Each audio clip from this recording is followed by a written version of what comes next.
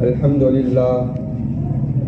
لله وكفى وسلام على عباده الذين اصطفى أما بعد أعوذ بالله من الشيطان الرجيم بسم الله الرحمن الرحيم كنتم خير أمة أخرجت للناس تأمرون بالمعروف وتنهون عن المنكر وتؤمنون بالله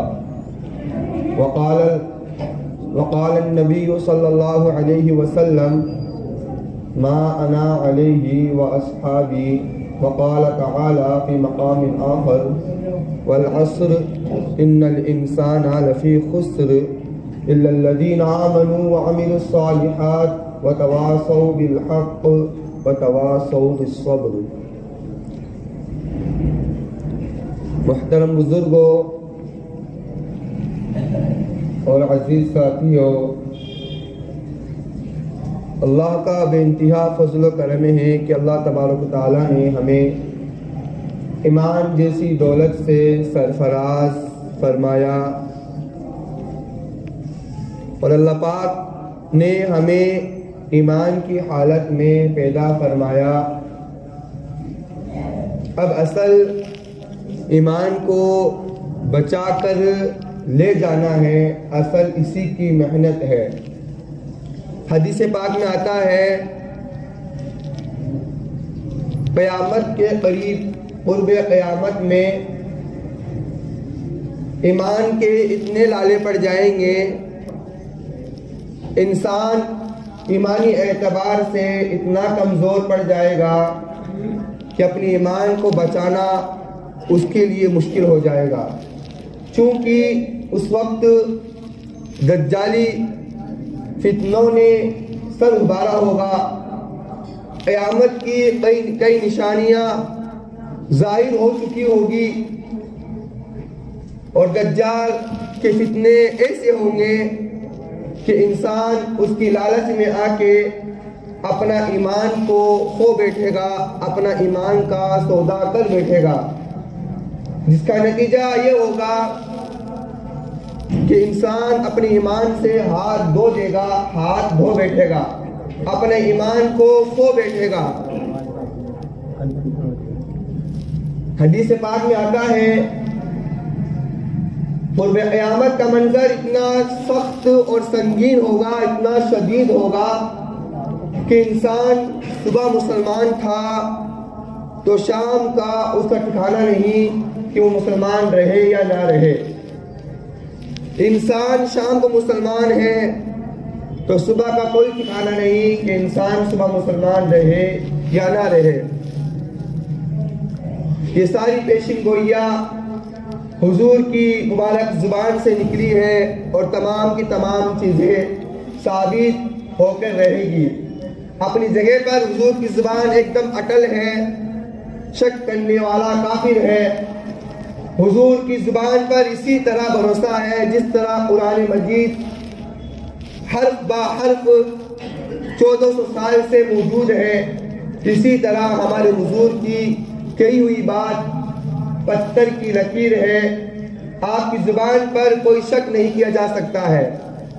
اس لیے ایمان کے بہت بڑے لالے پڑ جائیں گے اور قیامت میں ایسی نشانیاں ظاہر ہو چکی ہوگی کہ انسان اپنے آپ کو بچانا مشکل ہو جائے گا.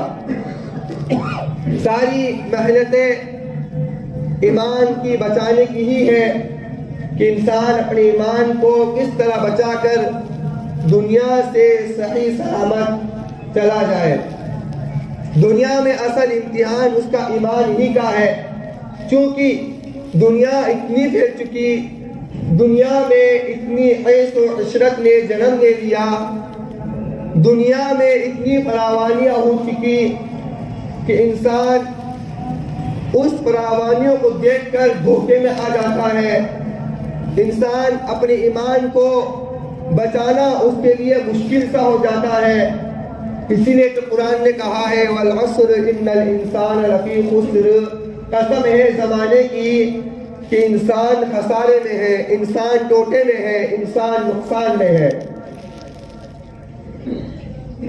قرآن نے دو ٹوک کہا ہے، قرآن میں وہ تمام کی تمام چیزیں موجود ہیں جو جس چیز کا تقاضا ایک انسانی فطرت کرتی ہے۔ انسان کو مکمل ڈھنگ اور طریقہ قرآن اور حدیث کی روشنی میں موجود ہے کہ انسان ان تمام تعلیمات کو مد نظر رکھتے ہوئے اپنی زندگی کو صحیح سلامت گزار سکتا ہے، اپنے ایمان کو صحیح سلامت بچا کر لے جا سکتا ہے۔ لیکن انسان اتنا دور جا چکا، قرآن اور حدیث کی تعلیم سے اتنا دور جا چکا کہ اس کو دور دور تک واسطہ نہیں رہا۔ قرآن کیا کہتا ہے، حدیث کیا کہتی ہے، کوئی بھی واسطہ نہیں ہے۔ اس کا ایمان کس چیز کا تقاضا کرتا ہے، اس کا ایمان اس کو کس چیز کی دعوت دیتا ہے، اس کو کچھ بھی بھروسہ نہیں، اس کو کچھ بھی علم نہیں اس بات کا۔ بس اس کو اتنا علم ہے کہ جس مجمع میں وہ موجود ہے وہ مجمع کیا کہتا ہے، جس جگہ پر وہ موجود ہے وہ جگہ کیا کہتی ہے، وہ مجمع کس بات کا دعوت دیتا ہے، کس بات کی دعوت دیتا ہے، وہ جگہ کس بات کی دعوت دیتی ہے۔ آیا وہ مجمع میں وہ تمام خرابیاں موجود ہیں جس سے اسلام روکتا ہے، جس سے اس کا ایمان روکتا ہے؟ وَفِي أَنفُسِكُمْ أَفَلَا تُبْصِرُونَ، کیا تم نے اپنے اندر غور کیا؟ کیا تم عقل مند نہیں ہو؟ قرآن نے کئی جگہ پر انسان کو جھنجھوڑا ہے، قرآن نے کئی جگہ پر انسان کو دعوت دی ہے، مسلمان ہونے کے باوجود، ایمان والا ہونے کے باوجود قرآن اس کو ایمان کی دعوت دیتا ہے۔ یا ایھا الذین آمنوا آمنوا باللہ ورسولہ، اے ایمان والو تم ایمان لے کے آؤ تمہارے پروردگار پر، تمہارے رسولوں پر، تمہارے فرشتوں پر۔ مسلمان ہونے کے باوجود، ایمان والا ہونے کے باوجود قرآن اس کو دعوت دے رہا ہے، انسان کو جھنجھوڑ رہا ہے، انسان کی فطری تقاضے کو جگا رہا ہے کہ اس کی فطرت کیا ہے، وہ کس فطرت میں پیدا کیا گیا ہے۔ فطرت اللہ التی، جو اللہ پاک نے انسان کو اپنی اصلی فطرت میں پیدا کیا ہے۔ انسان فطرتاً مسلمان پیدا ہوتا ہے، انسان فطرتاً ایمان والا پیدا ہوتا ہے۔ حدیث پاک میں آتا ہے بعد میں اس کے ماں باپ اس کو دوسرے مذاہب کی طرف لے جاتے ہیں، کسی کو یہودی بنا دیتے ہیں، کسی کو نصرانی بنا دیتے ہیں، کسی کو مجوسی بنا دیتے ہیں، اور کوئی اپنی اصلی حالت میں باقی رہتا ہے، مسلمان ہونے کی حالت میں باقی رہتا ہے۔ فطرتاً اس کا تقاضا مسلمان ہونے کا ہے، فطرتاً وہ ایمان والا پیدا کیا گیا ہے۔ قرآن نے دو ٹنکے کی چوٹ کہا ہے، فطرت اللہ التی فطر الناس علیہا۔ حدیث پاک میں وہ تمام کی تمام تعلیمات موجود ہیں جو انسان کو ایک اصل راستے پر لے جاتی ہے۔ جس چیز پر وہ پیدا کیا گیا ہے، قرآن اور حدیث کی تعلیم اس کو اسی مقصد پر باقی رکھنی چاہتی ہے۔ لیکن دنیا کے وسائل اور دنیا کی عیش و عشرت اتنی پھیل چکی ہے، دنیا میں عیش و عشرت نے اتنا بگاڑ پیدا کر دیا ہے کہ انسان اپنی اصلی ایمانی حالت کو بھول بیٹھا ہے۔ آج جتنے بھی جوڑ اجتماعات کیے جا رہے ہیں، یہ سب امت کو بچانے کی فکر ہے، علی شفا حفرۃ من النار سے بچانے کی ایک دعوت دی جا رہی ہے۔ ایک انسان کو اپنی اصلی تعلیم پر جوڑنے کی دعوت دی جا رہی ہے کہ تیری تعلیم تجھے یہ کہتی ہے، تیرا ایمان تجھے یہ کہتا ہے، تو اپنے ایمان کو اور اپنی تعلیم کو بھول کر اپنی زندگی کو مت گزار، اس میں نقصان ہی نقصان ہے۔ والعصر ان الانسان لفی خسر، کہ انسان خسارے میں ہے۔ اللہ پاک زمانے کی قسم کھا رہا ہے، انسان خسارے میں ہے۔ بنی آدم اور انسان نہ معلوم کیا کیا کر رہا ہے جو اللہ پاک کے احکام کے خلاف ہے، جو نبی کی سنتوں کے خلاف ہے۔ بچ کر وہی جائے گا جو اپنے آپ کو صحیح سالم اور اپنے آپ کو ایمان پر مکمل طریقے سے باقی رکھے گا۔ الا الذین آمنوا وعملوا الصالحات، وہ لوگ جو ایمان لائے اور نیک اعمال کرتے ہیں، وتواصوا بالحق، صبر کی آپس میں تلقین کرتے ہیں، اپنے اندر صبر و تحمل کا جذبہ رکھتے ہیں، اپنے اندر برداشت کی طاقت رکھتے ہیں، ایمانی حالات پر جتنے بھی مصائب اور مشقتیں پیش آتی ہیں اس کو برداشت کرتا ہے اور اپنی اصلی تعلیم پر باقی رہتا ہے، وتواصوا بالصبر، اور آپس میں صبر کرتا ہے، مشقتوں کو مصیبتوں کو برداشت کرتے ہوئے اپنی نبی کی تعلیم کی حفاظت کرتا ہے، اپنی قرآن کی تعلیم کی حفاظت کرتا ہے۔ قرآن نے اس کے لیے دوسری جگہ کہا ہے وَأَنْتُمُ الْأَعْلَوْنَ إِن كُنتُم مُؤْمِنِينَ، تم ہی سر بلند رہو گے، تم ہی کامیاب ہو کے جاؤ گے اگر تم سچے پکے مومن ہو، اگر تم سچے پکے ایمان والے ہو۔ قرآن نے شرط لگائی ہے، ہمارا اصل امتحان ایمان کا ہے، ہمیں ایمان ہی کو بچا کر دنیا سے لے جانا ہے۔ صحابہ پر اسی چیز کی محنت کی گئی تھی۔ اللہ کے نبی صلی اللہ علیہ وسلم نے صحابہ پر تقریباً 23 سالہ عرصہ جو آپ کی نبوت کا زمانہ گزرا، آپ نے اپنے صحابہ پر، آپ نے ایمان والوں پر یہی محنت کی۔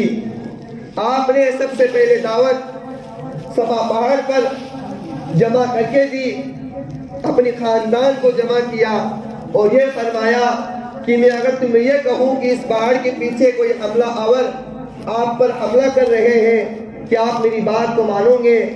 آپ نے مثال سے سمجھایا، کیونکہ جہنم ایک دردناک چیز ہے، اللہ پاک کے عذابات ایک دردناک ہے۔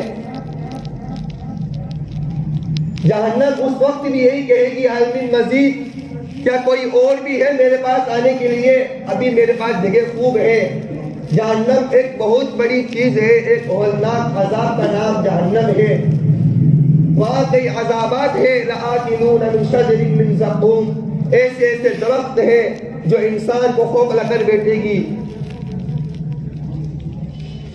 ایسی ایسی سزا قرآن نے جہنم کی ذکر کی ہے، انسان کا دل اس سے سہم جائے گا، انسان یہ فطرتاً یہ سوچے گا کہ فی الحال عذاب موجود ہے، چونکہ قرآن کا کچھ نقشہ ہی اس طرح ہے۔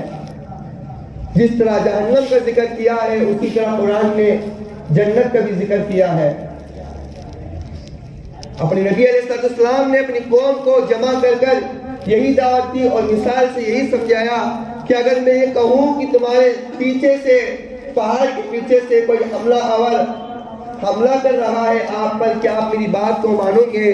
تمام لوگوں نے یہی کہا کہ آپ سچے ہو، آپ امین ہو، آپ صادق ہو، ہم آپ کی بات کو مانیں گے، چونکہ نبوت سے پہلے آپ کو آپ کی قوم والے اور مکہ والے بڑے بڑے اور لیڈر آپ کو امین اور صادق کے نام سے پکارتے تھے۔ آپ کی سیرت اٹھا کے دیکھو، آپ کے نبی کی تعریف کر کے دیکھو، آپ کو جینے کا ڈھنگ ملے گا، آپ کو جینے کا سلیقہ ملے گا، آپ کو دنیا میں آنے کا مقصد حاصل ہوگا۔ قرآن کی تعریف کو اٹھا کے دیکھو، آپ کو تمام چیزیں ملے گی جو انسانی فطرت تقاضا کرتی ہے، جو ایمان کی نسبت پر تقاضا کرتی ہے۔ آپ کو تمام چیزیں آپ کے نبی کی تعلیم میں موجود ملے گی، آپ کے قرآن میں ملے گی۔ لیکن جب آپ نے یہ دعوت دی کہ میں آپ کو لا الہ الا اللہ محمد رسول اللہ کی دعوت دیتا ہوں کہ اللہ پاک کی سوا کوئی معبود نہیں، میں اللہ پاک کا رسول ہوں، میں اللہ پاک کا نبی ہوں، جو تمہارے سامنے اللہ کے احکام لے کے آیا ہوں اور آپ کو بشیر و نذیرہ یعنی جنت کی خوشخبری دیتا ہوں اور جہنم کے عذاب سے ڈراتا ہوں۔ میں تمام آنے والی تمام کائنات کا نبی ہوں، تمام رسولوں کا نبی ہوں۔ مجھے سردار الانبیاء کہا جاتا ہے، میرے اوپر نبوت کی مہر لگ چکی ہے، میرے بعد کوئی نبی نہیں آئے گا، ما کان محمد ابا احد من رسولکم، تمہارے بعد کوئی نبی نہیں آئے گا، نبوت کا دروازہ بند ہو چکا ہے۔ میں تمہیں اس بات کی دعوت دیتا ہوں کہ تم مجھے رسول مان لو اور تم اللہ پر ایمان لے کے آ جاؤ۔ لیکن مردود ابو جہل ابو لہب نے یہ کہہ دیا کو علی جمعتنا کہ آپ نے ہمیں اسی لیے جمع کیا تھا، اور آپ کے اس وقت پہ دشمن بن گئے۔ یاد رکھو جہاں حق رہتا ہے وہاں باطل بھی موجود رہے گا، ورنہ پھر حق کی دعوت میں مزہ ہی نہیں آئے گا۔ جہاں کوئی مقابلہ کرنے والا نہیں ہو وہاں اچھی چیز کا دعوت میں مزہ ہی نہیں آئے گا، وہ تو موجود ہے فی الحال۔ قرآن نے ڈنکے کی چوٹ کہا ہے ان الباطل کان زہوقا، کہ باطل تو مٹنے والا ہی ہے، چاہے جیل لگے چاہے ٹائم لگے۔ اور آپ دیکھ سکتے ہیں، آپ اپنے نبی کی تعریف اٹھا سکتے ہیں، صحابہ کی تعریف اٹھا سکتے ہیں کہ آپ نے 23 سال میں کیا کارنامہ انجام دیا۔ تقریباً آپ کے حجۃ الوداع کے موقع پر تقریباً 1.25 لاکھ صحابہ آپ کے مجمع میں موجود تھے، اور آپ ان کو وعظ و نصیحت سے سرفراز فرما رہے تھے، اور آپ اپنی امت کو ان کے ضمن میں ان کو دعوت دینے کے ضمن میں آپ اپنی امت کو دعوت دے رہے تھے کہ میں تمہارے درمیان 2 چیز کو چھوڑ کے جا رہا ہوں، اور میں تمہیں یہ دعوت دیتا ہوں کہ تم میرے بعد واپس اپنی اصلی حالت پر مت لوٹ جانا، یعنی کفر کی حالت میں واپس مت چلے جانا۔ میں تمہیں اس بات کی دعوت دیتا ہوں۔ آج ساری محنتیں ایمان کو بچانے کی جا رہی ہے۔ اللہ کے نبی نے اپنے صحابہ پر جو محنتیں کی ہے وہ ایمان کس طرح بچ جائے، اور صحابہ کا ایمان کے بارے میں آتا ہے کہ صحابہ کا ایمان اتنا ٹھوس تھا، اتنا مضبوط تھا کہ پہاڑ اپنی اصلی حالت سے ہٹ سکتا ہے، لیکن صحابہ کا ایمان اپنی اصلی حالت سے بالکل بھی نہیں ہٹے گا۔ صحابہ کے ایمان کی مثال تمہارے سامنے پیش کروں، صحابہ نے اپنے گھوڑوں کو دریاؤں پہ دوڑا دیا، آج ہم دوڑا سکتے ہیں؟ اتنی ایمان کی طاقت ہی نہیں ہے۔ صحابہ نے اپنی ایمان کی بدولت افریقہ کے جنگلوں کو خالی کروا دیا، اور یہ کہہ دیا جانوروں کو کہ آج سے ہم محمد رسول اللہ صلی اللہ علیہ وسلم کی دین کی تبلیغ کریں گے، آپ کو صرف 2 یا 3 دن کا ٹائم دیتے ہیں، آپ اپنی جگہ کو چھوڑ کے چلے جاؤ، اور ایسا ہی ہوا۔ صحابہ کی ایمان کی مثال دوں، صحابہ نے شیروں پر سواری کی، آج ہم کر سکتے ہیں؟ بالکل بھی نہیں۔ ہمارا ایمان اس بات کا بالکل بھی تقاضا نہیں کرتا، کیونکہ ہمارا ایمان خسخسا ہے، کمزور ہے۔ اسی بات کی محنت کی جا رہی ہے، آپ کو اسی تعلیم سے جوڑا جا رہا ہے، آپ کو اور ہم کو اسی تعلیم سے جوڑا جا رہا ہے جس تعلیم سے اللہ کے نبی نے اپنے صحابہ کو جوڑا تھا۔ ہم بھی اسی نبی کی امتی ہیں، کوئی چیز بھی نہیں بدلی، ہمارا نبی بھی وہی ہے، ہمارے اللہ بھی وہی ہے، ہمارے نبی کی تعلیم بھی وہی ہے، ہمارے صحابہ کی تعلیم بھی وہی ہے، بس بدل گئے تو ہم بدل گئے، اس بنا پر بدل گئے کیونکہ